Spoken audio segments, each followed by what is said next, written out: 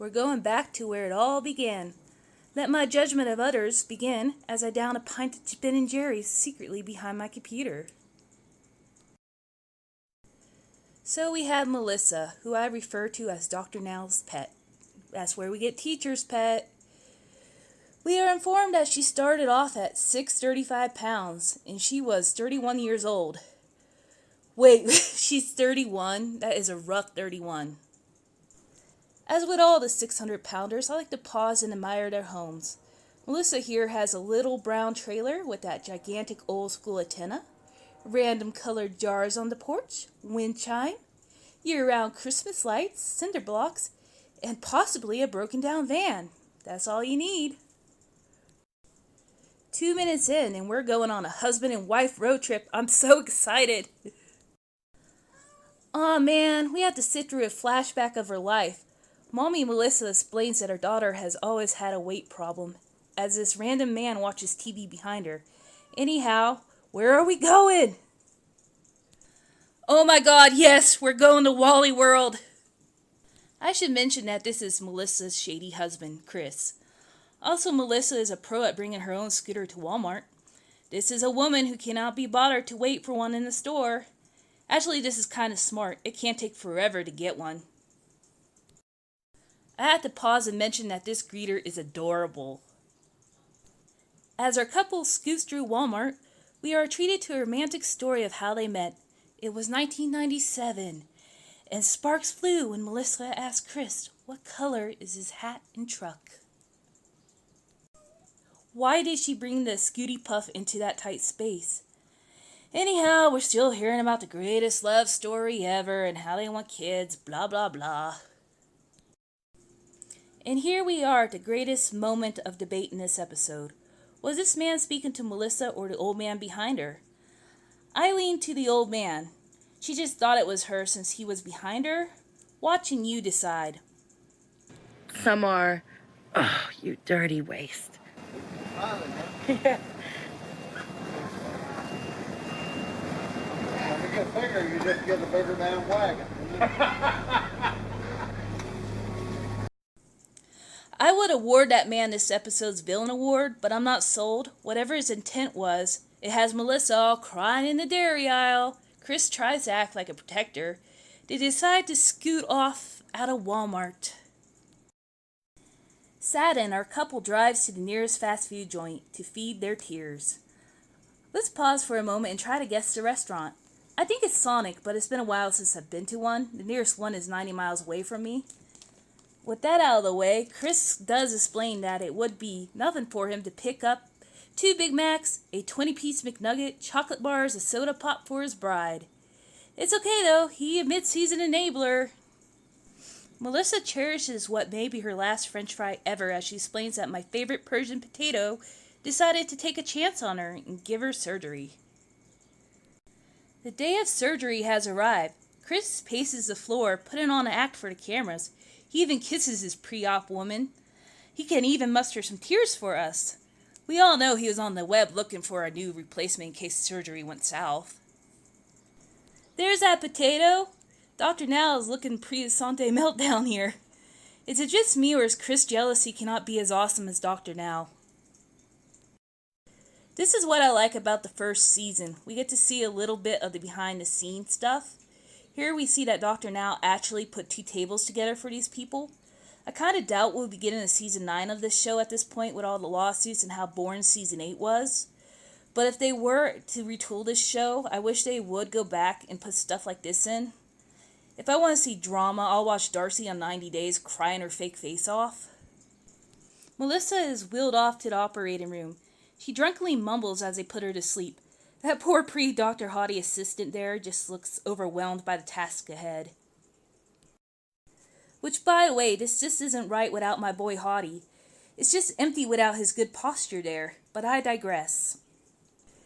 We get the same old explanation of surgery is dangerous on larger people. I am disappointed that her stomach was not compared to the size of a fruit, ball, random object, small child. I mean, it's just not the same. Dr. Now informs us in the family that surgery went well. For once, I would love it if he just went in and was like, Well, she's not dead. It is the day after Dr. Now's still part of her stomach, and now they're making her get up. It even looks like the janitor came to help. I'm kind of impressed they found a gate boat for her. Melissa stays the office. She is a hurtin'. Day 3, and Dr. Now comes to check on Melissa as she eats her sad hospital jello. She's been barfing. She can only eat 2 or 4 ounces of it. A week passes, and Melissa is free to return to her home of random color jars and year-round Christmas lights. But first, we are treated to Melissa's Frankenstein belly. Chris lies and tells Melissa that she was worth the worry and grief. Before she is let free, she must face the painfully dramatic scale. It reads 633 pounds. That's 20 pounds down since she was robbed of her stomach. On the way home, we are informed that Melissa has been having some pretty hot and heavy dreams about pizza. Don't we all, girl? 2 months down the road, and we find Melissa mowing her lawn like Rambo. Push mowers suck, and that's some work. I admire her for that. She is just so thrilled she can go up and down stairs now with ease, and she can blow raspberries at us. We are treated to a fridge tour. It's all protein, as she explains, and that she loves cheese. Melissa admits to cheating and having a Snickers, but she threw it up. Maybe that's the key to this personality change. Even though she vomited up that Snickers, it still did its magic. Ooh, the first look at our strip mall clinic. Pre-nasty divorce. Melissa has arrived for a 4-month weigh-in. She needs to lose 30 pounds each month because that is a magic number every episode. So that's 120 for her. Painfully dramatic scale time. She did 140 pounds. Our power couple heads to the exam room. Wait, there's my boy Dr. Hottie making an office cameo. Back there like a gopher popping out of holes. Chris sits there and brags about his weight loss. Yeah, buddy, just wait. My favorite potato enters the room, and Chris is praying that Dr. Now did not overhear him bragging. He does not want to be made to stand on that dramatic scale. Dr. Now begins poking and prodding Melissa's saggy belly, asking about how it feels. She admits it's bothering her. Melissa's wish of getting that fupa cut off is close to being granted. Chris says that he's going to miss being the fupa caretaker. What, we're back at the fridge? Melissa begins pointing out the food, naming of who it belongs to, pulling Anne Boleyn before it was cool. She begins to admit that she is a great liar and that she has a basket where she hides Chris's num-nums. She packs his lunch because he is still a child. Whoa, Melissa is treating us to a purse fashion show. She shows us the purse of shame. Poor thing thinks it hides her. It's also a metaphor for her emotional baggage. Ooh, Melissa's gonna fly somewhere now. I hope she's taking a tropical vacation away from Chris. Oh, Ohio, and for a family reunion. And on Southwest. I am so sorry. At least she gets 2 seats, but Melissa is embarrassed by that. Personally, I would love it. She has arrived in beautiful Columbus, Ohio. Side note, that airport in the 90s used to have a great place with the best cheese soft pretzels I have ever had. So Melissa meets up with her family, and to her relief, they are not disappointed in her. Her mom is all like, "Prove to me that you have lost weight. Squeeze yourself in the back of my tiny car." To everyone's shock, she does it and succeeds. More tears. Melissa arrives at the family compound to a herd of children. Like, seriously, there are kids everywhere. Including his pizza-eating baby. The next day, they are having a welcome home party for her. More kids and a bouncy slide. Nothing could go wrong there. One of the little devils persuades Melissa to go down the slide. Being drunk in Ohio, she tries it against her better judgment. She doesn't make it. It's a lot of worries off my mind. You want to go down the slide? Everybody get off! Get off! Get off the slide! Everybody get off! You want to start moving on with your life because it's been on pause for so long? But it's not as easy as that.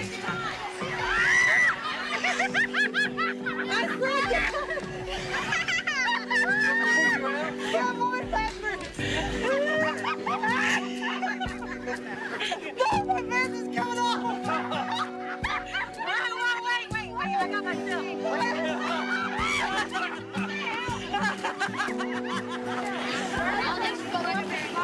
She's over there, look, she's right there.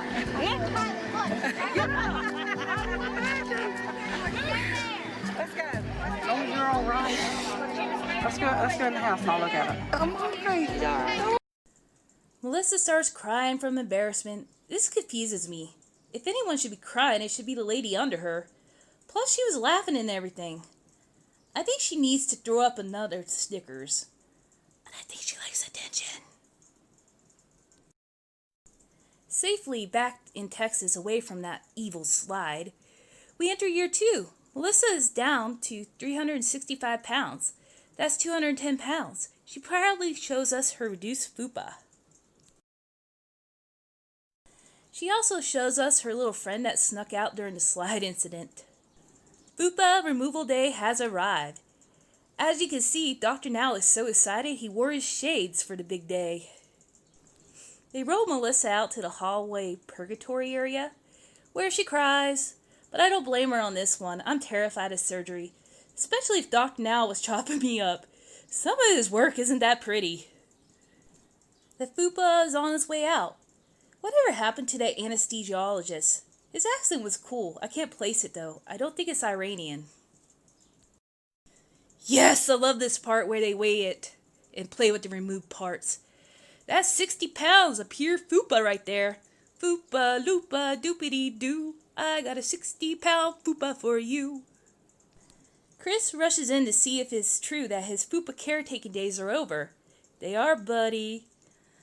I like the shot of him with the fake plant. It is fake as he is. 3 months later, Melissa gives us another fashion show. This time, jeans. The dramatic scale tells us she is now down 313 pounds since surgery. Look at her. I think she popped a stitch in her happiness. A black screen pops up and tells us that Melissa and Chris have moved to Houston for her to be closer to Dr. Now and Chris's work. Sure. I bet the Tinder pool is better in Houston than they were at wherever they were at. We get another fashion show as Melissa and Chris had to get a driver's license for her. She annoyingly pokes him in the head with a knitting needle. Then it all makes sense on why he wanted that fupa on her. It was to keep her still. Oh gosh, she has the measuring tape out. If that giant skirt comes out next, I'm gonna scream. Woo, it didn't. Aw, look who's in the back seat as Melissa rambles about her cravings. We're back to the dramatic scale already? Well, she's down to 307. Can we have this woman back? She straight up tells Melissa that she didn't think she was going to fit down the hallway the first time she saw her. I like this Rosie Medina. Saddlebag fashion show for Dr. Now. Melissa is a real runway model. Melissa. Just all spread out there. My favorite potato guesses that there is 50 to 60 pounds of saddlebag there. He tells her she could be down to 280 pounds when they're gone. Chris is all like, don't rush to take away my saddlebag caretaking.